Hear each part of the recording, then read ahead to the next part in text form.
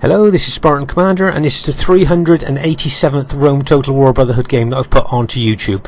As most of you will know, I usually just put a battle on Saturday mornings, but today I'm going to do a Wednesday bonus battle. But it's not just any battle. As a lot of you will know, there is at the moment a 31k tournament going on Rome Total War. It's a 31k 2v2 tournament, and Paglia, RTW player Paglia, is organising the tournament, and he sent me this battle replay and asked if I'd like to put it on our YouTube channel. So this is a tournament battle, and I hope you enjoy it. Okay, so the first person in this team is Brotherhood member Trajan, who has bought the Rome Julii faction. And if you look there, 1, 2, 3, 4, 5, 6, 7, 8. I think I can see he's got 13 infantry and 2 archers. Yep, so we've got 13 infantry, 2 archers, and I see he's got 5 cavalry. 13 infantry, 2 archers and 5 cavalry. Let's have a quick look at the upgrades on his cavalry. And as you can see there, he's got 7 upgrades. So he's got an experienced stripe, gold shield, gold attack on his cavalry. So that's not a bad army there. Oh, and he's got 8 upgrades on some of his cavalry. So he's got 2 experienced stripes, gold shield, gold attack on some units.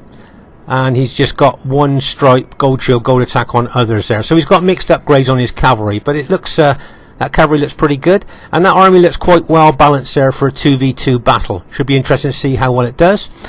Okay, the next teammate is Brotherhood member Mad King, who has bought the Macedon faction. I noticed Mad King's starting to do really well with Macedon. He's really persevering with it, and I see he's got 13 pikes. And if we have a look at the upgrades, I think he's probably going to have mixed upgrades on his pikemen there. Okay, can you see there that he's got some with just 6 upgrades, so that's gold shield, gold attack. And he's got other units with 8 upgrades, 2 experienced stripes, gold shield, gold attack on those units. So my guess is when he does his formation, he's probably going to have staggered upgrades through his formation there. So it should be interesting to see how well he does. I see he's got 3 Cretan archers. Remember, those 120 man units are extremely susceptible to missile damage, so you always need archers to cover them. And I see he's got, I think he's got 3 cavalry, is it there, with gold shield, gold attack. Yeah, he's got 3 companion cavalry with gold shield, gold attack. Okay, sometimes we call them the winged horsemen because of the winged type of things on their helmets. But also I notice he's got a fast moving cavalry general bodyguard unit there. Okay, it's only got 6 upgrades, gold shield, gold attack, but it will have hit point, and that's a fast moving unit. Now I'm thinking he's bought that for a reason, and that reason will be probably to target enemy archers. As I say, his big units are very susceptible to archer damage, so he'd probably like to take them out. So there's the first team there. Looks pretty good to me. Okay, at this stage of the battle, I thought we'd have a look at Mad King's formation here.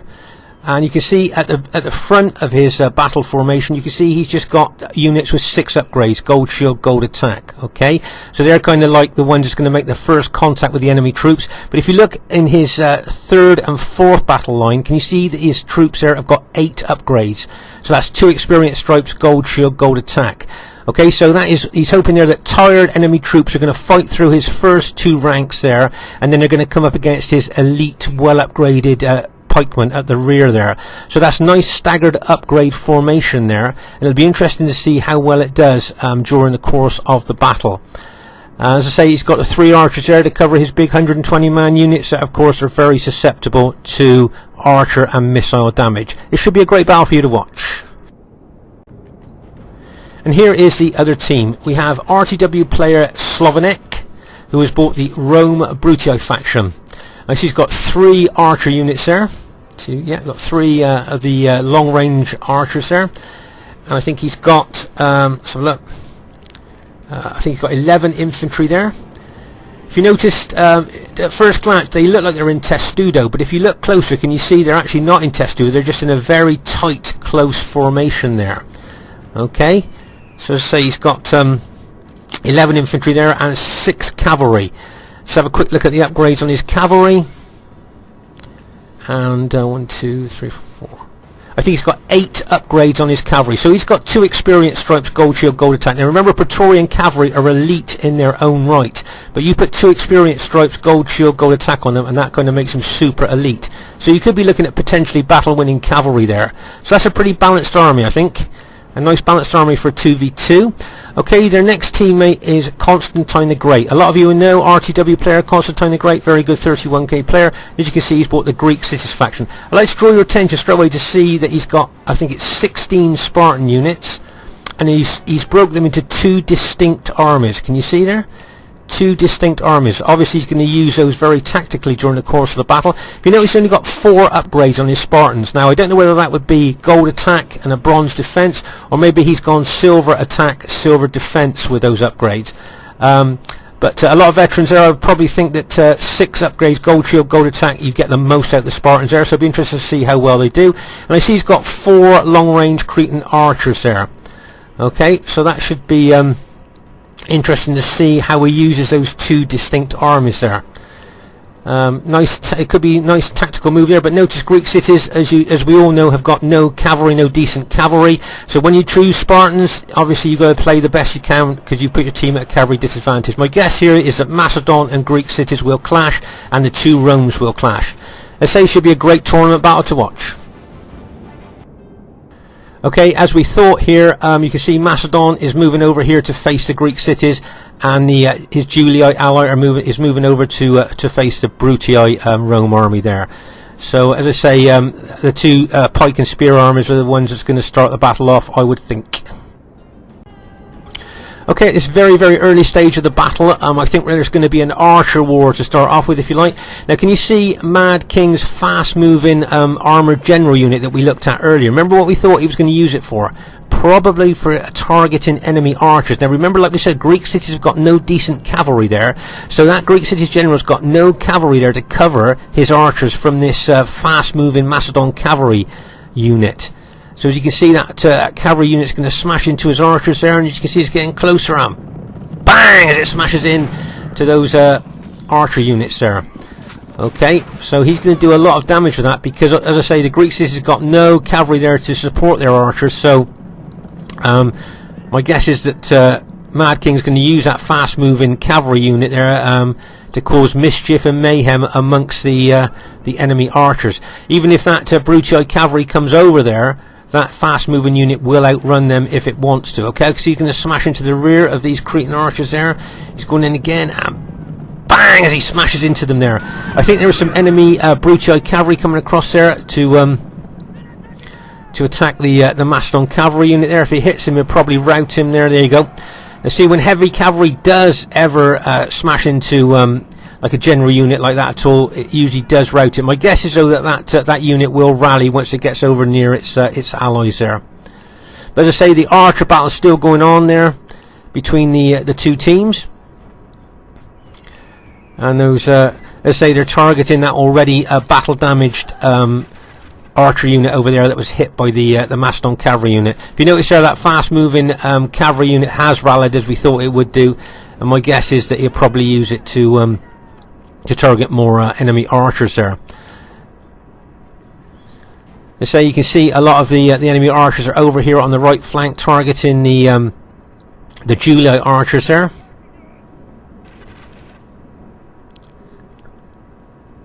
And I see that the Greek city general's moving his Spartans closer towards the Macedon pikemen there.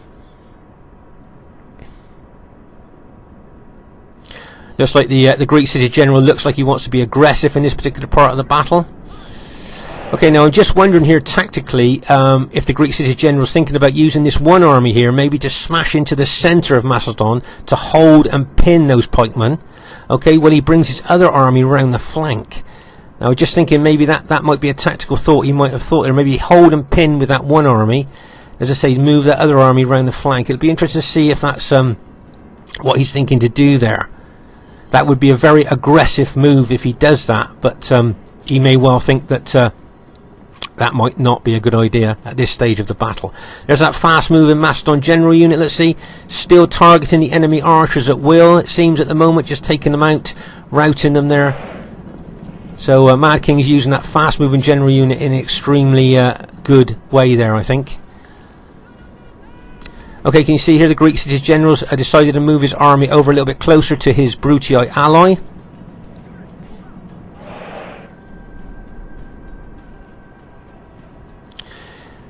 What I'm thinking here, I wonder if he's thinking about integrating one of his Greek cities' army with his Brutii ally here.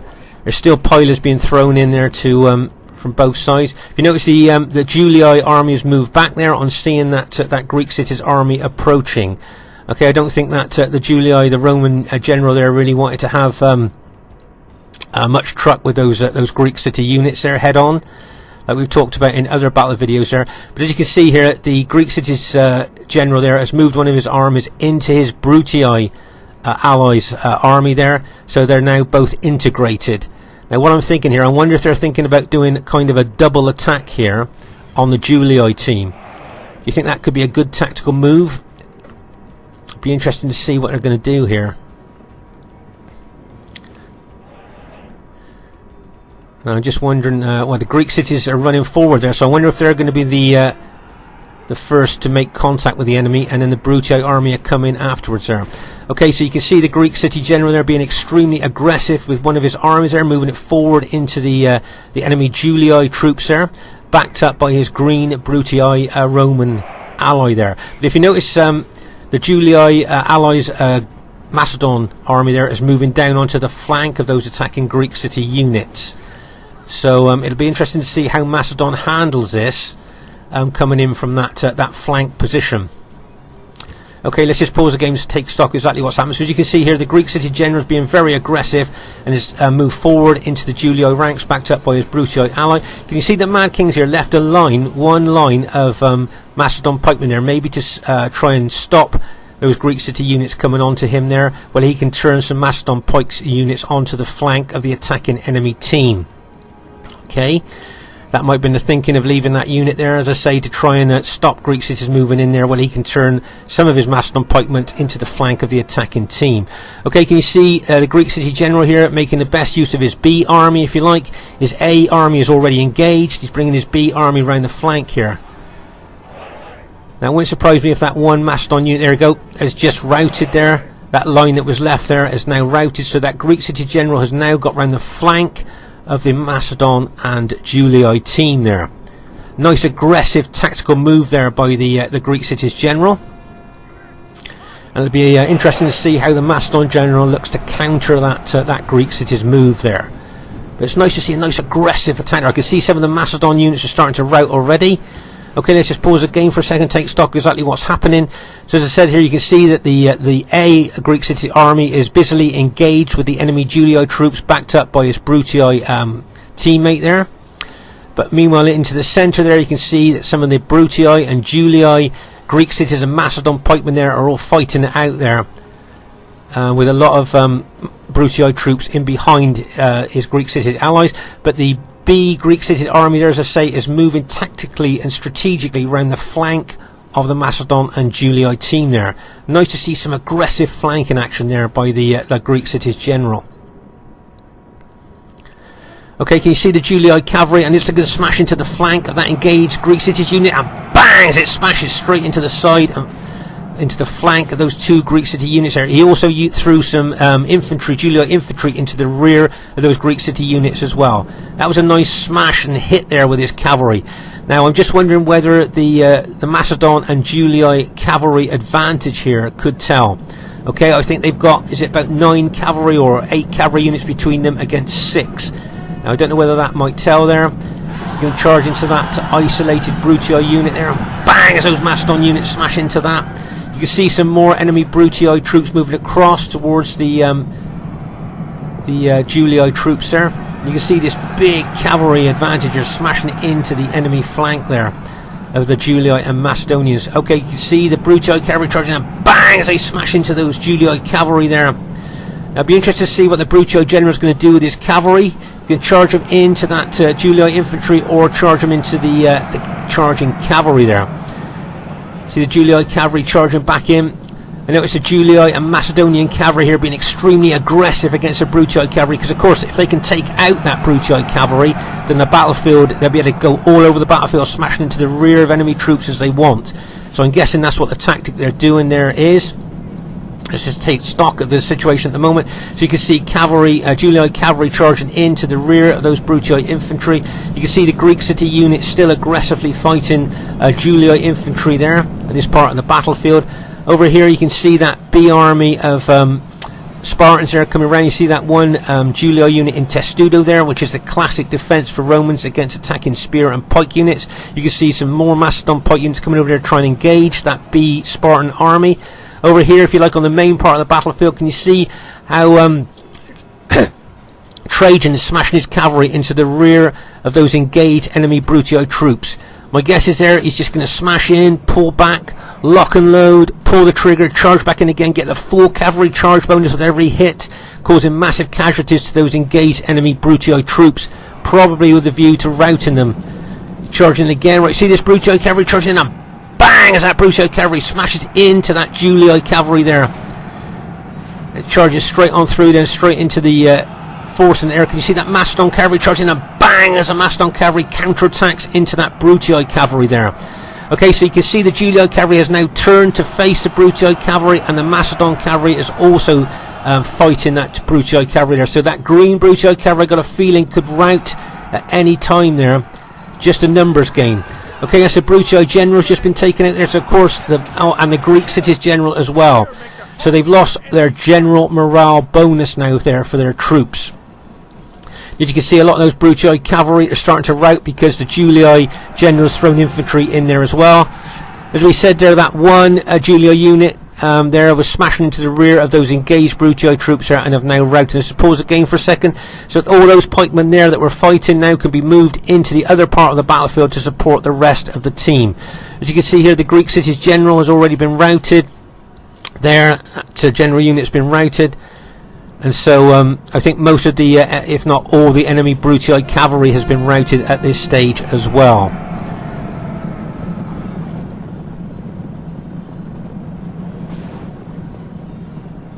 So I'm just wondering whether that cavalry advantage that the Macedon and Julii troops had has really counted here. Okay, can you see some Macedon and Julii troops here engaging that B Greek city army that came around the flank? Okay, can you see Mad King slowly moving in from the flank there with pikemen as well as attacking from the front? Wouldn't surprise you if that Greek city unit routed, which he just did there. And that B army of Spartans has just been routed there from pressure from both Julii and Macedon pikemen there. I think it looks like most of the Brutii and Greek city army has now been routed. From what I can see there. Just like to pause the game for a second just to show you the intensity of this 2v2 battle. Now remember, it is only a 2v2. Look at the piles of dead from one flank to the other, just to show how intense the fighting was by both teams here. All the way across that battlefield, up to the centre here as well. Look at the piles of dead that are there. So as I say, it just bears testament to how intense the fighting was here between the two teams.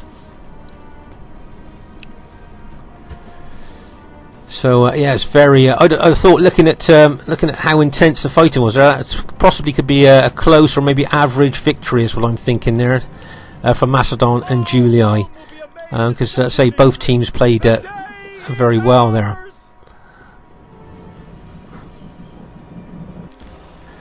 Okay, oh, that's a surprise, a clear victory there. That was a bit of a surprise to me. As I say, I thought it might have been an average victory there, maybe. I'd just like to say really well done to RTW player Slavonic and Constantine the Great. Really well played, guys. Really aggressive attacking play by you two, and some nice tactical moves there. So really well done to you. Great play. Really well done to Brotherhood member Trajan, Brotherhood member Mad King as well. Some really good supporting work there for each other. Really well played there, guys. So just like I say, I thought that was a really entertaining 2v2 tournament battle there, where both teams played really well. It's nice to see aggressive attacking tactics there used, and it was nice to see defensive support work as well. But I think maybe the cavalry numbers did it at the end there. So this is Spartan Commander saying, hope you enjoyed the battle. It was a great tournament battle. Look forward to seeing you soon, and bye for now.